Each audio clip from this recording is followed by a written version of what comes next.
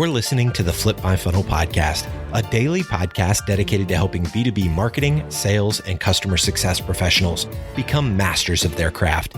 It's Big Idea Friday, which means you'll be hearing Sangram share a specific concept that has transformed the way he lives his life and leads his business. Like Sangram always says, without a community, you are simply a commodity. Here we go.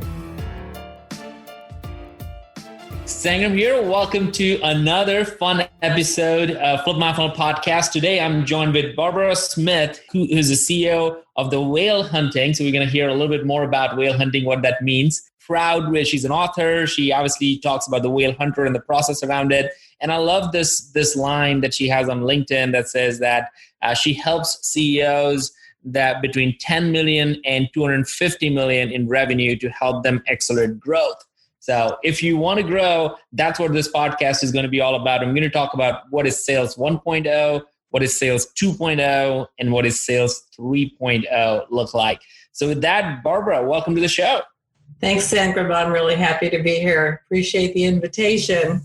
Yeah, we have been chatting online for such a long period of time. Yes. Yeah, I love all the work that you're doing, all the content you put out there. So it was about time.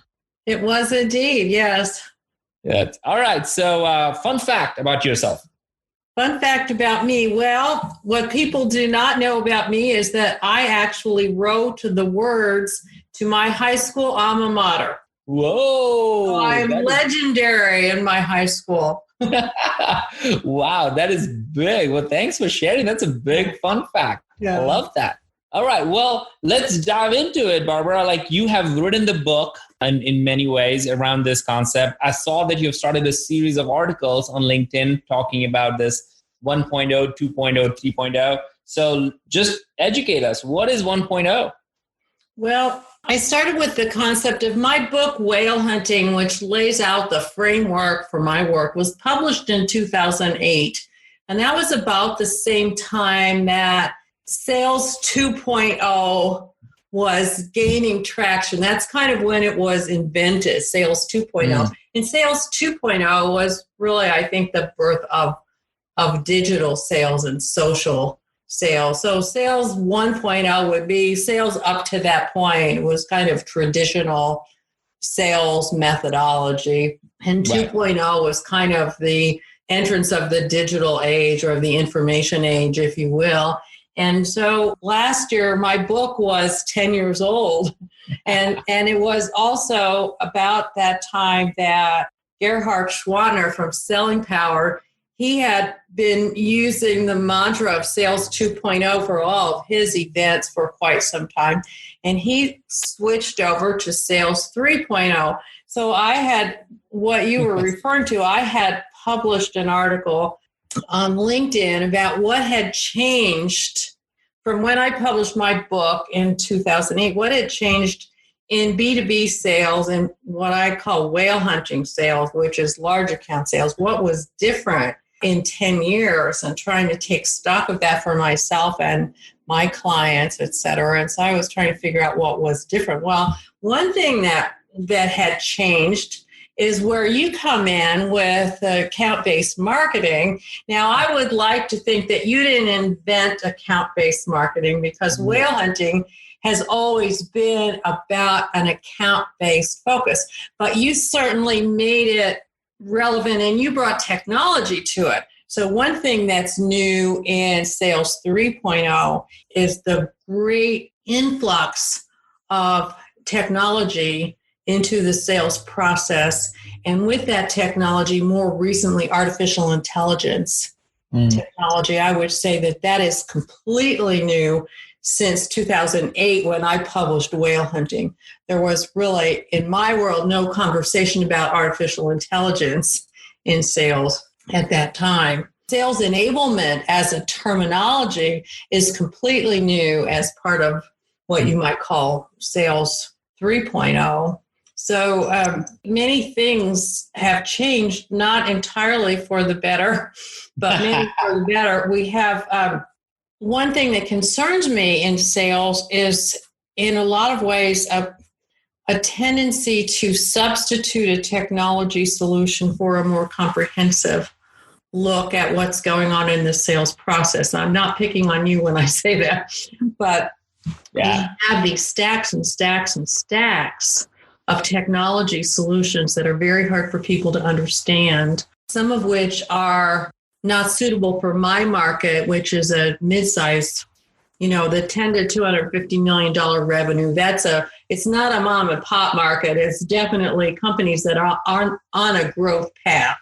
Right. And they have a particularly difficult time of sorting through the technology options for them, what they need, what they don't need, how do things work together, what's going to be a good investment, what's not going to go out of date, what technology tools are really only suitable for enterprise.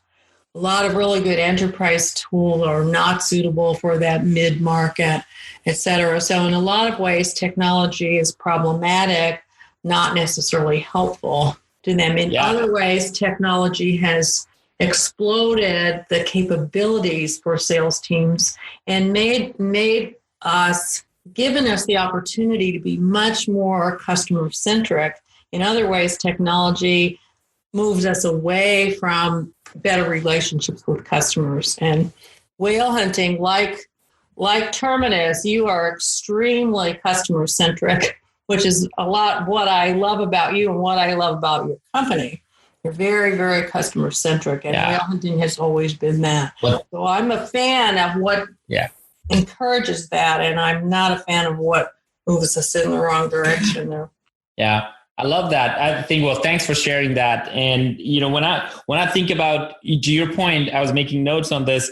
We did not, and I did not certainly invent ABM. But you invented it from the standpoint of a new company devoted to that. That was new. Sure. Yeah. That is new. You're right. And to your point, like bringing attention to this, because coming from a marketing automation background where everything was all about leads, is like, well, wait a minute. The salesperson, his or her title is account executive, not lead executive. That was like a moment of self-reflection of like, wait a minute, that's why they're not working on my leads, because they're my leads, not their account. So that was a fundamental shift that led to a lot of what we're talking about. But I want to dig in a little bit more. The way I wrote down in my notes around process to digital transformation to more sales enablement and technology explosion. Do you see the explosion that happened in all of these phases at the same time, all happening both in marketing and sales? Well, that's an interesting question. Some of it happened first in marketing. There's certainly been a trend, a very good trend in my mind, to bring marketing and sales closer together. Whale hunting is really, it's not a sales process. It's a comprehensive business development process. And it always dealt with marketing and sales in concert. Actually, marketing, sales, and operations in concert. Because if you're a small or mid-sized company and you're going to go after an enterprise account, you better be able to service it when you land it, or you're going to be in big trouble. So a lot of my clients have had experiences where they've landed a big account and they couldn't serve it properly because they weren't ready. Or if they're a technology company, they brought out a new technology and it's designed to do certain things. And under the right circumstance, it could maybe do some other things. And the sales team goes out and they sell the bells and whistles. And they bring that new client in and they promised them the moon. And not all of that stuff is developed yet.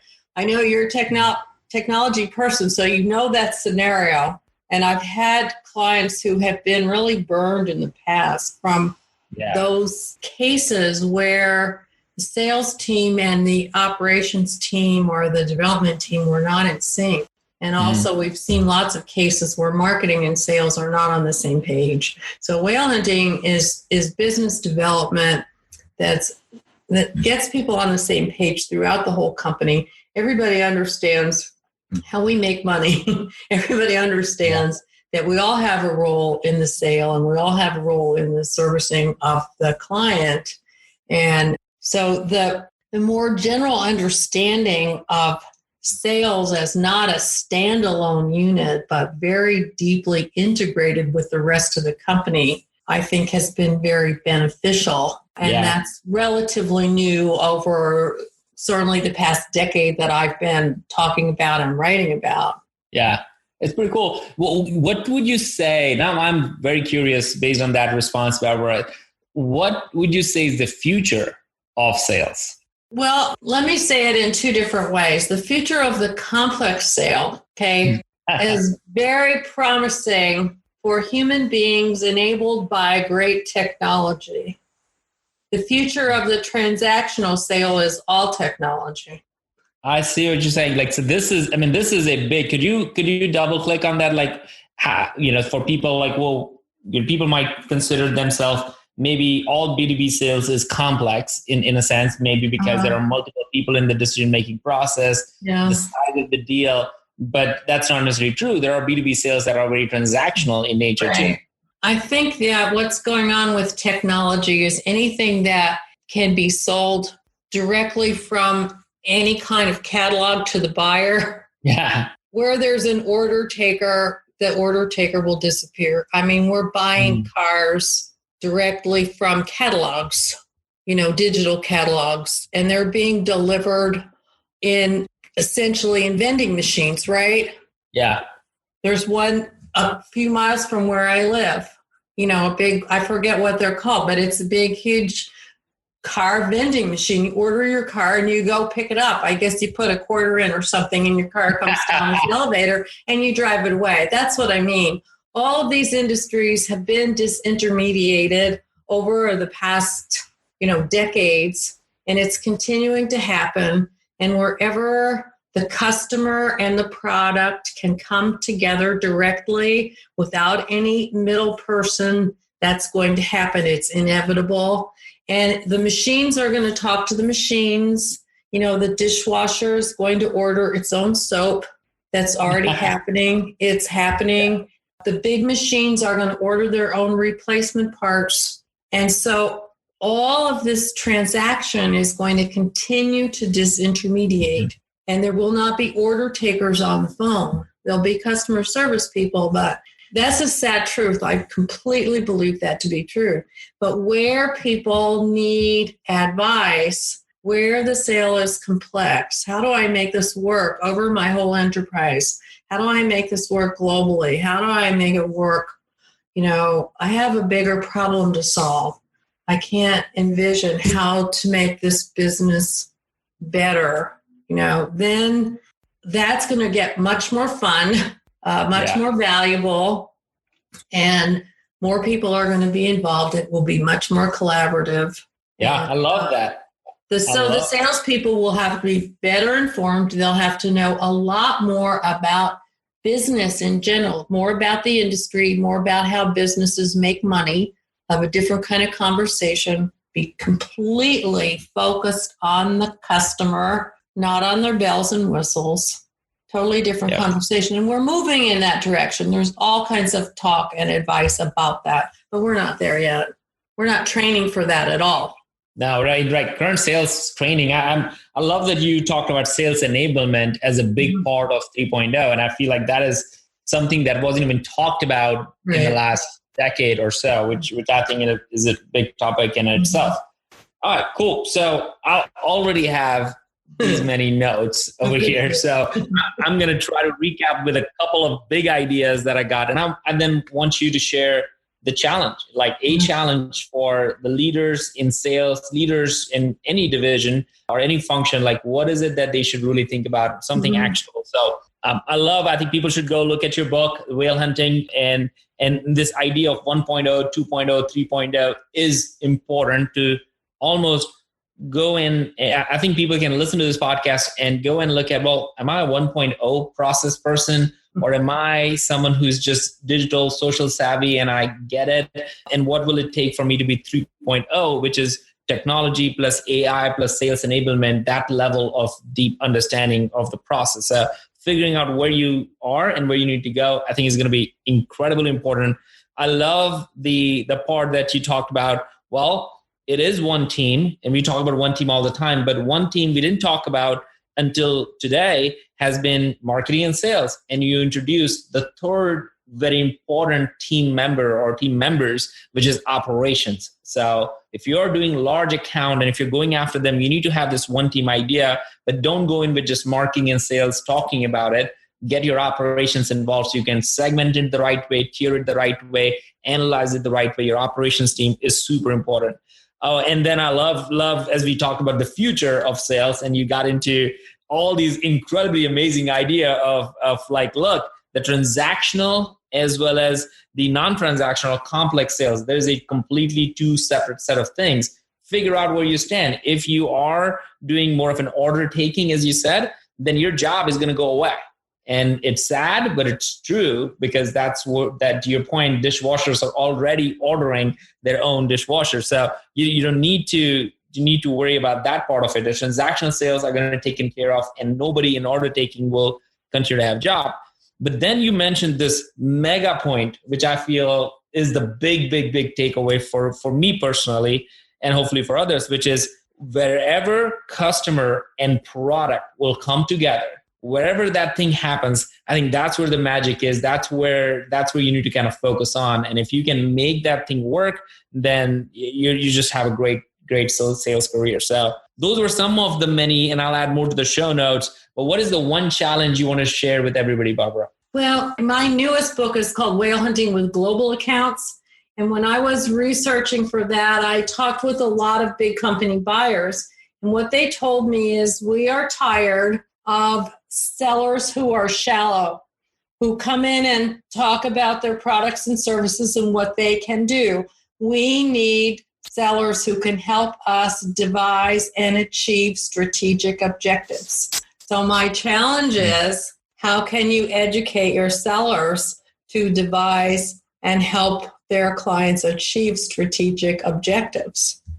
I love that. That means that the sellers need to be deeply engaged with lots of other people in the company and having good strategic conversations with their own leadership, with their own operations people, with their own subject matter experts about what's going on in business, how things work, what's going on in the industries that they serve, so that they're really not only smart people, which good salespeople are, but really deeply educated about business acumen.